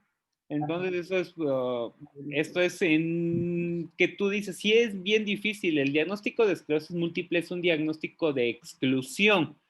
O sea, el paciente no vas a pensar primero, es luego esclerosis múltiple. Aquí lo que te va a servir mucho es los factores: mujer, joven, tabaquismo, obesidad, factores de riesgo, por ejemplo, antecedentes familiares, también es bien importante. Descartar cualquier otra patología neurológica degenerativa, eso es también bien importante. Y obviamente aquí te puedes confundir con el síndrome de Guillain-Barré, porque también te da neuropatía. Pero acuérdense que el síndrome de Guillain-Barré es agudo y la esclerosis múltiple no es aguda. Como bien dijo el doctor, el paciente va a empezar con síntomas anormales, poco frecuentes para su grupo de edad, que son persistentes, y el Guillain-Barré es agudo, entonces este no va a ser agudo. El paciente te va a llegar porque, ¿sabe qué, doctor? Empecé a ver doble, se me va pierdo la visión momentáneamente, se me duerme mucho un brazo y luego la recupero, siento como calambres, como toques eléctricos, perdí sensibilidad. Pues esas son las cosas que te van a llevar, pero obviamente el paciente no va a ir luego al hospital médico, ¿no? Tarda en llegar, pero sí es bien importante que en personas jóvenes hay que pensar un poquito en estas enfermedades, principalmente en mujeres. Así es. Bueno, hablando de la neuritis óptica, pues ya hemos visto en oftalmo que es una inflamación del nervio óptico, ¿no? A grandes rasgos. En esta enfermedad, en la esclerosis múltiple, el paciente nos puede referir una pérdida de la visión completa. La afección más frecuente es unilateral, o también nos puede decir que ve los colores raros, como que los ve muy tenues, muy opacos o grises. Y esto más que nada pasa con el color rojo, o se reporta así con el color rojo. Bueno, creo que ya cambió. La oftalmoplegia internuclear, porque no carga el video, pero bueno, ahí en el video les pongo un ejemplo de una persona que tiene esta enfermedad. Creo que ya cargó. Bueno, espero la puedan ver. Pero en esta persona se puede ver un nistagmo positivo en ambos ojos al momento de voltear o llevar los ojos hacia lateral, o hacia abajo o hacia arriba. Y bueno, esta oftalmoplegia internuclear se va a definir como una pérdida del movimiento simétrico de los ojos y va a ser pues notorio, ¿no? A la exploración. ¿Ok? Bueno, ahí pueden checar el video con más detenimiento en casa. La mielitis transversa pues va a ser parcial, no total, eso es importante, y va a afectar comúnmente cordones posteriores, afectando la propiocepción, la vibración y generando, bueno, generando un signo que va a ser el signo de Lehermit, y este signo va a ser, el paciente lo va a referir como una carga eléctrica que va a sentir que corre por la parte posterior de su cuello. Y esta presencia pues nos refiere a afección de los cordones posteriores. Se dice que este es un signo pues bastante común de encontrar en los pacientes con esclerosis. Es frecuente. Ajá. Bueno, y otros síntomas clásicos, aquí no me voy a detener en todos, pero aquí les pongo de los más clásicos. Como decía el profesor, es una enfermedad muy difícil de diagnóstico porque tiene muchos síntomas que empatan con otras enfermedades. Entonces, uno de los más que me llamó la atención es la intolerancia al calor. Las personas con esclerosis múltiple tienen algo que se llama fenómeno de Uthoff. Estos pacientes ya van a tener síntomas propios de su enfermedad. Por ejemplo, fatiga, ¿no? La fatiga es un síntoma que casi todos lo tienen, y esta fatiga es importante porque es una fatiga discapacitante, o sea, la persona no quiere ir a trabajar porque en verdad se siente fatigado, no es por flojo, sino que tiene una fatiga pues muy fuerte, mareos, bueno, los síntomas oculares que ya habíamos visto, pero bueno, estos síntomas, al momento en el que el paciente se expone a calor, empieza a hacer ejercicio o se calienta mucho por estar en el sol, etcétera, va a tener una exacerbación o estos síntomas van a ser más fuertes, y esto le llamamos el fenómeno de Uthoff. Y bueno, estos demás síntomas, pues ya más o menos se dijeron en los síndromes aislados. El 30 al 50% de los pacientes va a referir un tipo de dolor, algún tipo de dolor, alteración cognitiva de la atención, concentración, memoria y juicio. La mayoría van a estar deprimidos, eufóricos. Se dice que estas personas tienen un carácter un tanto seco, que son como que muy directos, y el trastorno bipolar y la demencia también van a ser pues síntomas comunes. Okay. En cuanto a los datos clínicos sugestivos, entonces podríamos aislar a 6 de ellos. Primero, que tenga algún evento parecido a una recaída y que haya tenido su remisión correspondiente. Que esta recaída haya iniciado entre los 15 y los 50 años. Yo ponía entre los 18 y los 39 años. La neuritis óptica también, que pueda tener este síndrome, el signo del Hermit, que ya lo vimos, la oftalmoplegia internuclear, la fatiga y la sensibilidad al calor, que es el fenómeno de Uthoff. Y los datos atípicos o que nos pueden estar diciendo que no es esclerosis múltiple, va a ser una progresión constante de las recaídas, un inicio temprano, antes de los 15 a los 50 años, aunque pues también se dan niños, y esto está complejo, ¿no? Bueno, déficit corticales como afasia, praxia, alexia o negligencia, rigidez o distonía sostenida, convulsiones, demencia temprana o déficit que se desarrolla en muy pocos tiempos, ¿no? Estos van a ser datos que nos pueden sugerir que no es esclerosis. Bueno, y ahora, ¿cómo vamos a determinar el fenotipo clínico del paciente con esclerosis? Se va a realizar con base en 2 palabritas, la actividad y la progresión de la enfermedad. Y bueno, la actividad van a ser las recaídas o la evidencia que vamos a poder ver también por resonancia magnética de las lesiones ya establecidas del paciente o nuevas lesiones que vayan surgiendo. Y la progresión va a ser el incremento de la discapacidad neurológica. Lo que decía el doctor, estas pues discapacidades neurológicas lamentablemente pues ya no son reversibles, ¿no? Ajá. Y es un proceso independiente de las decaídas, esto es importante decirlo. Y esto es más característico, como decía el doctor, en la progresiva, tanto primaria como secundariamente progresiva, que es la más letal. Y bueno, la clasificación, ahora sí volvemos a que se clasifica en remitente recurrente y en enfermedad progresiva primaria. Bueno, ya no me voy a detener aquí, es lo mismo que puse en la primera. Ahora sí, la progresiva secundaria es la que no había dicho, pero esta puede considerarse una evolución, o así la entendí, de la remitente recurrente, donde el paciente va a empeorar gradualmente, las recaídas se van a volver ocasionales, como lo veíamos en la historia natural, que ya estaban más separadas, y las remisiones van a tener, va a haber una ligera remisión de síntomas. Y hay mesetas de estabilidad clínica más amplias. Y bueno, su diagnóstico se vuelve retrospectivo porque el clínico tiene que voltear a ver pues toda la evolución del paciente, ¿no? Cómo ha sido desde que inició el primer brote. Bueno, el diagnóstico, primero empezamos por una sospecha, ¿no? Es paciente joven, lo que ya dijimos.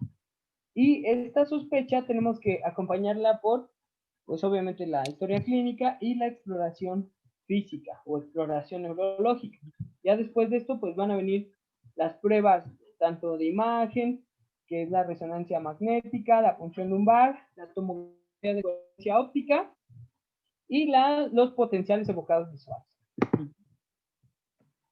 Bueno, aquí les pongo un pequeño algoritmo de diagnóstico y pues todo va a empezar por el déficit neurológico o el brote, pues, y esto nos va a llevar a un proceso de diagnóstico que vamos a ver.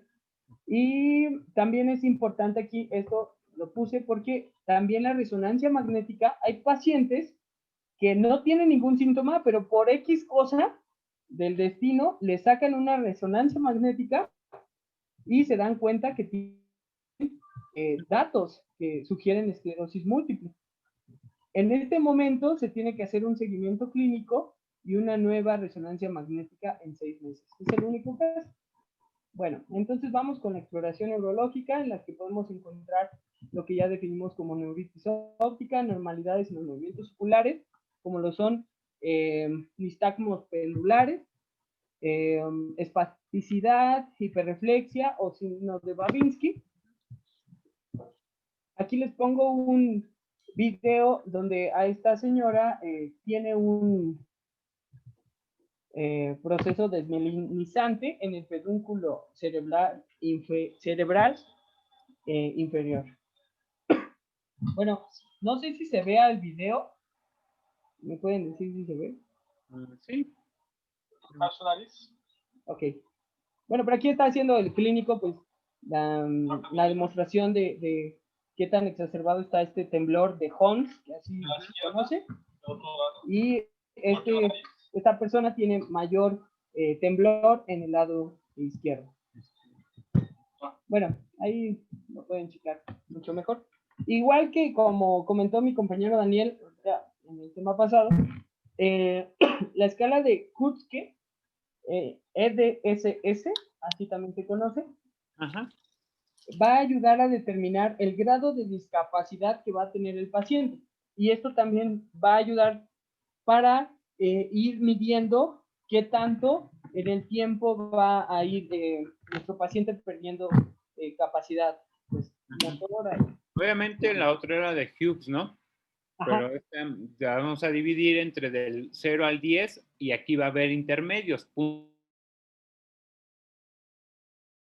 Del 6.5 hacia adelante, ya el paciente empieza con un peor pronóstico. Es bien importante hacérsela porque con cada brote que tenga el paciente, hay que ver en qué escala de la EDSS o escala de severidad de disfunción de la esclerosis queda el paciente. Entre más brotes, puede tener más disfunciones. Como tú dijiste, la más común es la recurrente remitente y posteriormente llega a presentarla secundariamente progresiva. Pero por cada ataque hay que ver si no quedó con algún tipo de secuela neurológica irreversible. Así es. Bueno, y aquí nada más resaltar que algunos autores dicen que se empieza a tomar a partir de cuando el paciente está en el 4, ¿okay? Que ya tiene un poco de discapacidad para la marcha. Antes no. Y bueno, la resonancia magnética, vamos a encontrar lesiones cerebrales, lesiones en médula espinal, ¿ok? Las lesiones cerebrales ya dijimos que van a estar en las regiones periventriculares, que aquí las podemos ver con esta flechita en la figura A.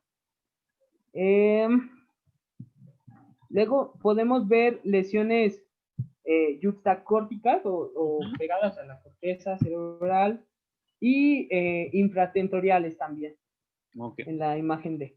Lo más común son 4 sitios: periventriculares, yuxtacorticales, infratentoriales y en la médula espinal. ¿Qué quiere decir? Bien dijo, acaba de decir el doctor, puede ser que en la resonancia no haya nada de cerebro, pero si te extiendes a médula, ahí es donde vas a encontrar las lesiones desmielinizantes, que son las lesiones ovoideas que se alcanzan a ver en T2 en una resonancia magnética. Entonces, si estás sospechando, es bien importante que pidas encéfalo y médula, porque en la médula también es un sitio frecuente para encontrar lesiones desmielinizantes. Bueno, aquí nada más es importante decir que va a ser en T2, las vamos a ver como lesiones, digamos, blancas. Hiperintensas. Ajá. Hiperintensas, pues.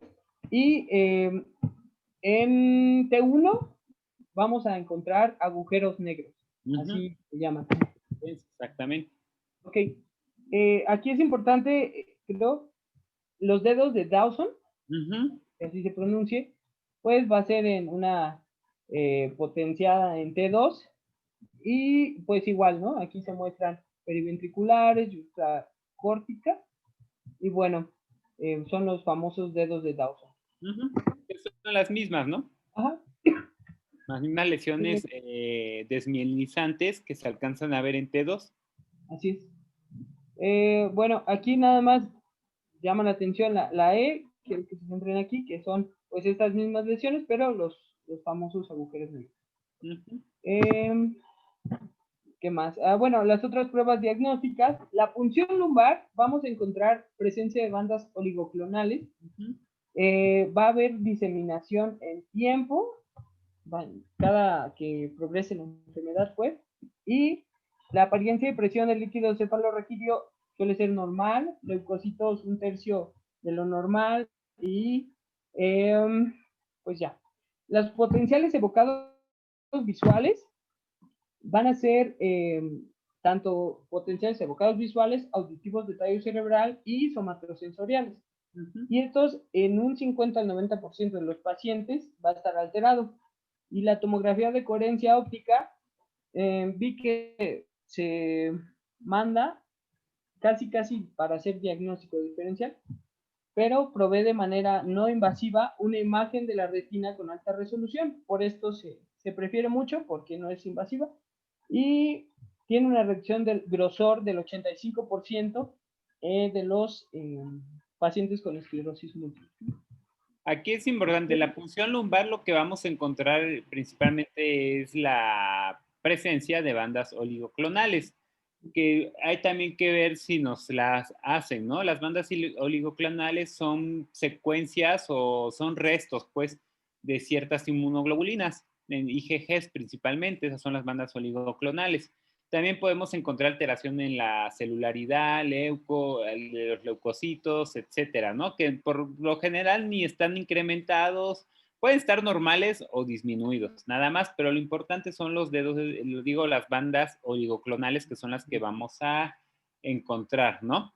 Los potenciales estados visuales igual, también son bien importantes por todo lo que ya mencionaste, que hay alteraciones visuales y auditivas, entonces son bien importantes hacerlos. Y las tomografías, pero igual, lo que vamos a hacer es la resonancia y una punción lumbar, ¿no?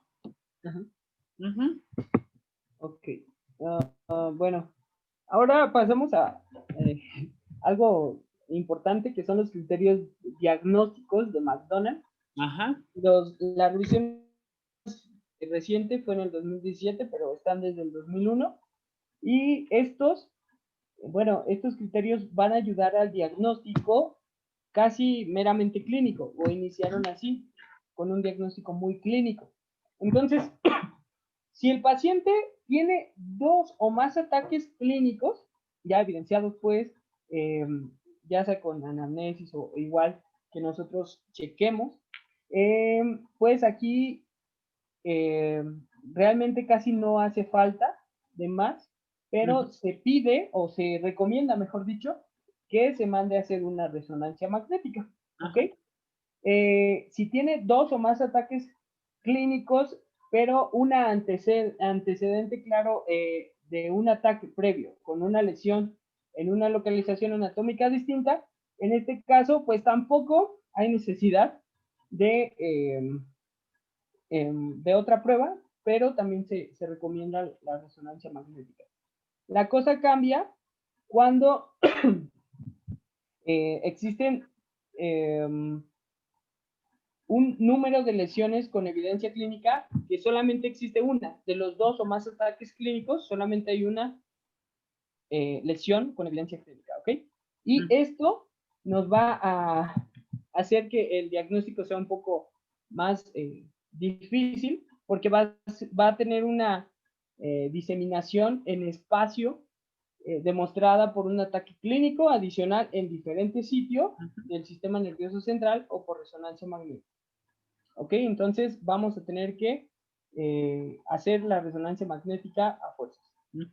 Es lo mismo en el siguiente caso, con un ataque clínico nada más, pero el número de lesiones es 2 o más lesiones.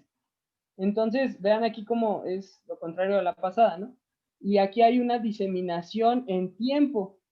Tenemos que demostrarla por un ataque clínico adicional o por resonancia magnética o la demostración de bandas oligoclonales en el líquido cefalorraquídeo. De aquí la importancia, ¿no?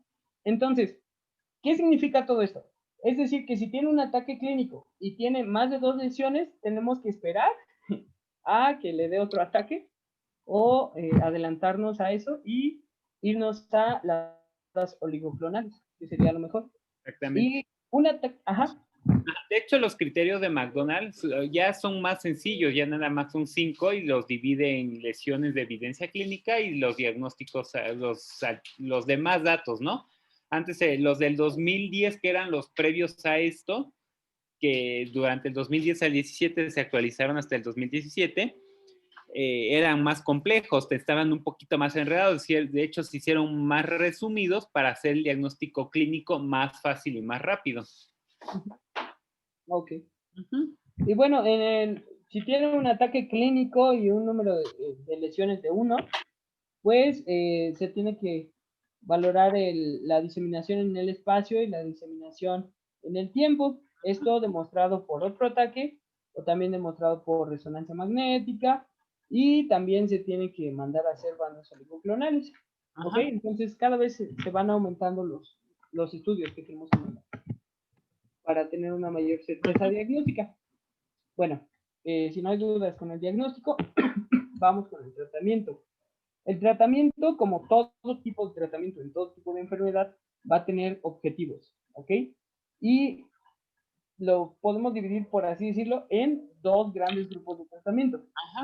Uno que va a ser el tratamiento, mejor dicho 3, el tratamiento sintomático o cuidados sintomáticos, otro que va a ser el tratamiento del brote y otro que va a ser el tratamiento modificador de la enfermedad o, como se dice, modificador de la evolución de la enfermedad. Bueno, las metas del tratamiento modificador de la enfermedad va a ser alargar o favorecer las funciones cognitivas, pues, que no se dañen tanto, disminuir los brotes, disminuir la progresión de la enfermedad y aumentar la calidad de vida.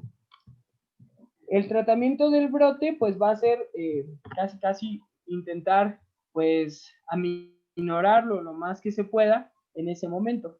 Y puede llevar alguna hospitalización, si es que lo requiere, y lo que se menciona es el bolo de metilprednisolona.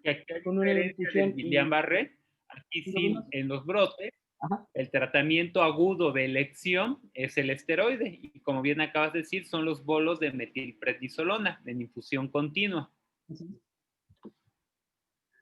Bueno. Y los cuidados sintomáticos, pues van a ser en general todos los síntomas que ya dijimos, ¿no? Entonces no me voy a detener mucho ahí. Y los fármacos modificadores de la evolución de la esclerosis múltiple, los tengo en las siguientes diapositivas, pero para no dormirnos, quiero quedarme aquí tantito y decir que todos se van a basar o este tratamiento modificador de la enfermedad se va a basar en reducir o disminuir la acción inmune inflamatoria, ¿ok? Y todos se van a basar o en la inhibición de los linfocitos o en la inhibición de pirimidinas o en la inhibición de la formación de ácidos nucleicos de estas células o la inhibición de las citocinas proinflamatorias, etcétera, ¿no? Y pues tenemos todos estos medicamentos, el interferón en sus variedades, el acetato de glatiramel, la mitoxantrona, el natalizumab, el dimetil fumarato, bueno, la ciclofosfamida, por ejemplo, y bueno, son estos los medicamentos. Aquí les pongo una tablita que son los medicamentos que se van a dar para los síntomas. ¿Ok? Aquí a la izquierda pues vienen los síntomas que vamos a estar atacando y en la parte del medio el fármaco y su dosis, posología. Entonces tampoco me voy a detener tanto en eso. Es una larga lista. Sí, son muchos. Y el tratamiento modificador de la enfermedad, pues ya dijimos, va a ser una terapia por infusión, terapia oral o terapia inyectable. ¿Ok? Esto pues realmente son los mismos medicamentos que venían en la imagen. Y aquí vengo con otro algoritmo. Y esto es un algoritmo que me hizo el favor de pasármelo el doctor en un artículo que habla del ISSSTE.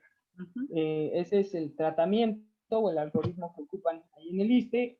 Y bueno, primero tenemos un síndrome clínicamente aislado, ya dijimos, las pruebas de resonancia magnética nada más.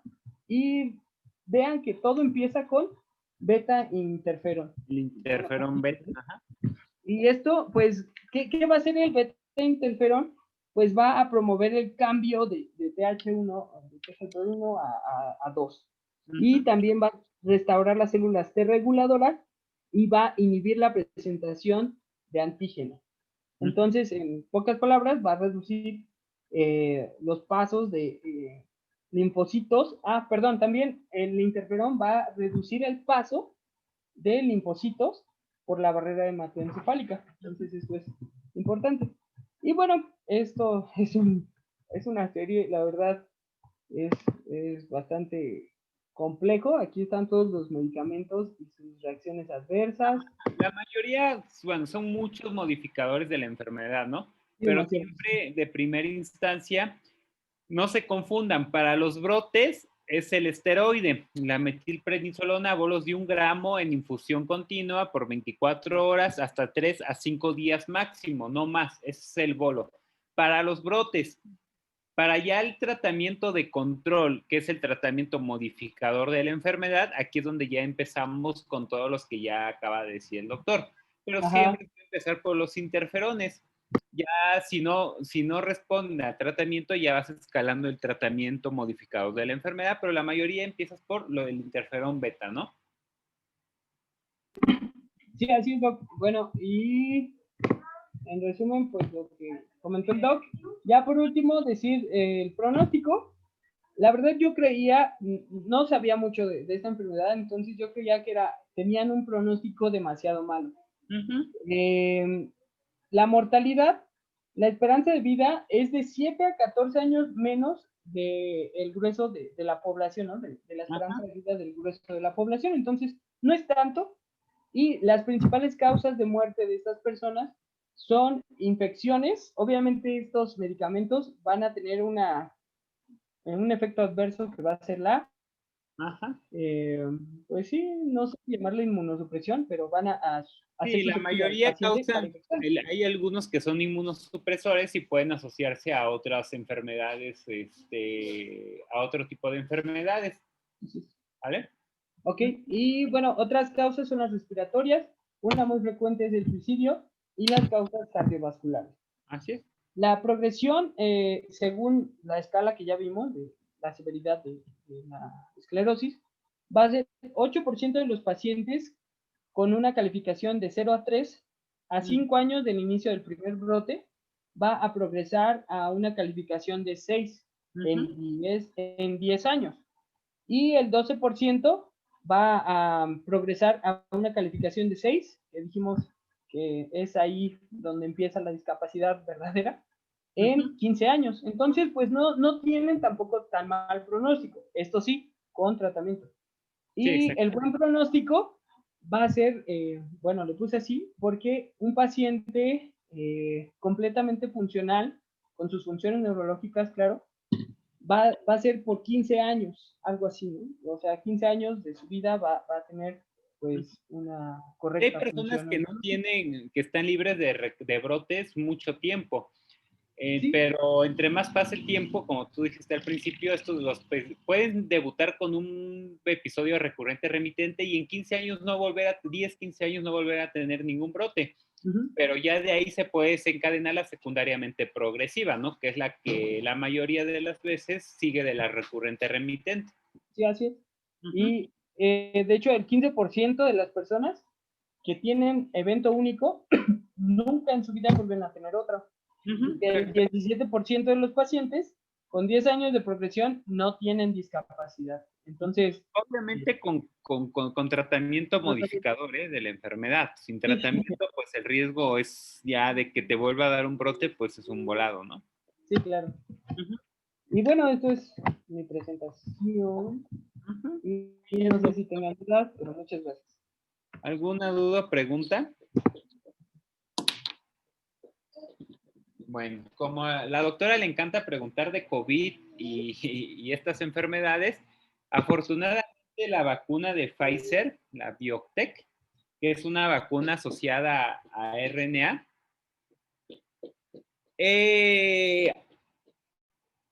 asocia o disminuye, o se ha visto que ese tipo de vacunas que son nuevas, que no existían antes, pues se están desarrollando desde a partir de esta del COVID vacunas para tratar de disminuir la progresión o retardar la progresión de la enfermedad en la esclerosis múltiple, porque pues son vacunas asociadas a carácter inmunológico, ¿no?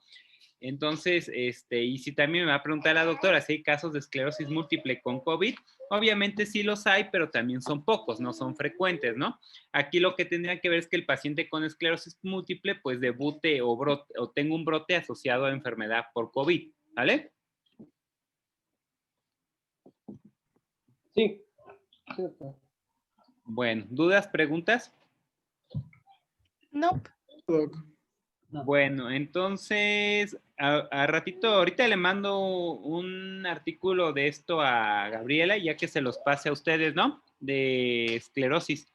Les va a servir mucho y está bastante completo, ¿vale? Sí, está bien. Gracias. Bueno, entonces, nada más, nos vemos el próximo miércoles. Sí. Sí, gracias. Bye, buenas noches. Bye, descansen.